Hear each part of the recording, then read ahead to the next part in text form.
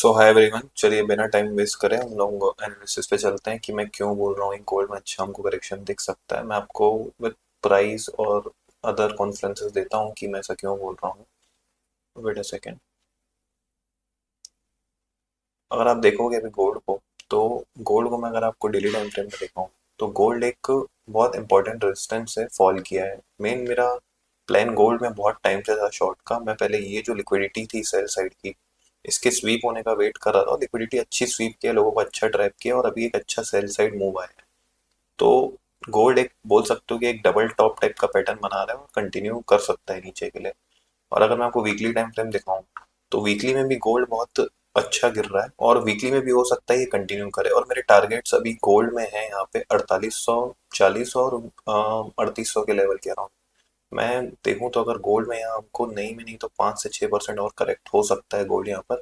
और दूसरे कॉन्फ्लुएंसेस अगर आप देखेंगे तो एक डॉलर का इंडेक्स होता है, क्योंकि गोल्ड डॉलर के अगेंस्ट ही पेयर्ड होता है, तो ये भी हमको देखना रहता है। तो अगर मैं उसको भी देखूं तो ये भी बहुत अच्छी जगह 50-60% एरिया में है हमारे अपसाइड के। तो यहाँ से डॉलर भी ऊपर जा सकता है। तो गोल्ड का और डॉलर का इनवर्स कोरिलेशन रहता है। तो इसके कारण गोल्ड भी नीचे एक कॉन्फ्लुएंस है आ सकता है। और अगर मैं आपको इंडियन मार्केट का गोल्ड दिखाऊं तो इंडियन मार्केट में क्या टारगेट सेट देख रहा हूँ, 1,15,000 से 1,11,000 एक अच्छा करेक्ट कर सकता है। और अगर हम देखें तो ये डबल टॉप पैटर्न ही बना रहा है और आप ये देख सकते हो कि सेलिंग में कितनी स्ट्रेंथ है। आप ये देखो बस कि 1, 2, 3 और 4 दिन की बाइंग को एक दिन की सेलिंग एंगल्स कर रही है। मतलब सेल साइड कितना डोमिनेट कर रहा है अभी, ये आपको दिख रहा होगा।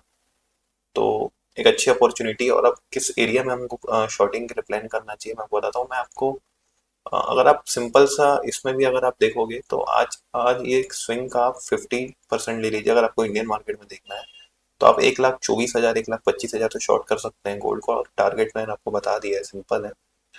और अगर मैं इसमें आपको टारगेट इसमें अगर आपको बताऊं कि कौन सा एरिया अच्छा हो सकता है शॉर्ट करने के लिए, तो मैं खुद यहाँ से शॉर्ट करने का प्लान कर रहा हूँ। मैंने ये रेजिस्टेंस बनाया है, ऑर्डर ब्लॉक आप कुछ भी बोल सकते हैं इसे।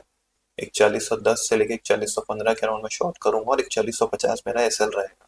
तो मेरा प्लान क्लियर है। लेट सपोज आपको इसमें रिस्क मैनेजमेंट आप कैसे करेंगे, जैसे कोई यहाँ पे 10,000 रिस्क लेने बैठा है, कोई यहाँ 1 लाख, कोई यहाँ 10 लाख। तो ट्रेड्स कैसे डिवाइड होंगे, मनी मैनेजमेंट कैसे होगा।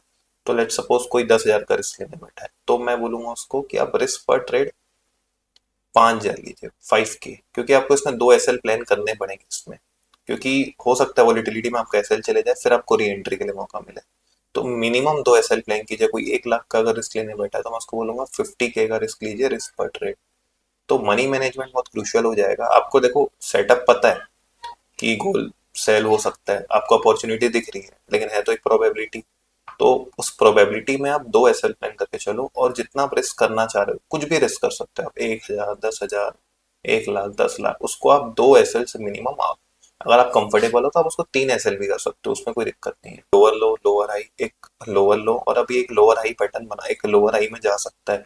हो सकता है कि मेरे को गोल्ड आज नहीं मिले शॉर्ट के लिए, मेरे को मंडे मिले, लेकिन मैं शॉर्ट ही का प्लान कर रहा हूँ गोल्ड में स्विंग का। आपका एक ट्रेंड भी हो जाएगा ये।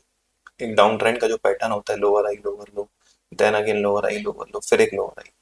तो एक ये भी आपको पैटर्न ट्रेंड लाइन भी दिख रही होगी डाउन ट्रेंड के लिए। और मैं गोल्ड में बहुत टाइम से वेट कर रहा था सेल करने का ही। जब मेरे को यहाँ मार्केट ने बहुत टाइम पास किया तो मैं समझ गया था कि एक बार ये लिक्विडिटी स्वीप होगी।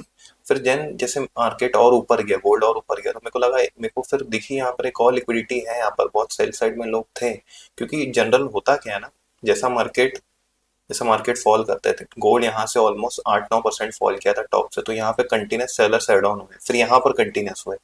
तो एक ये ए ग्रुप ऑफ सेलर्स और ये बी ग्रुप ऑफ सेलर्स, तो पहले बी की लिक्विडिटी स्वीप हुई, फिर ए की स्वीप हुई। जब फाइनली सबकी स्वीप हो गई और जब सेलर्स भी बायर्स टर्न आउट हो गए और फ्रेश बायर्स भी आ गए मार्केट में, तो लिक्विडिटी फुल थी। मतलब लिक्विडिटी पूरे ऑर्डर फ्लो में पूरी बाय साइड की थी, तो सेल साइड इजी अवेलेबल थे। सेल अगर आपको करना हो किसी बड़े प्लेयर को, तो यहाँ से अच्छा डंप हुआ है मार्केट, आप देख सकते हो।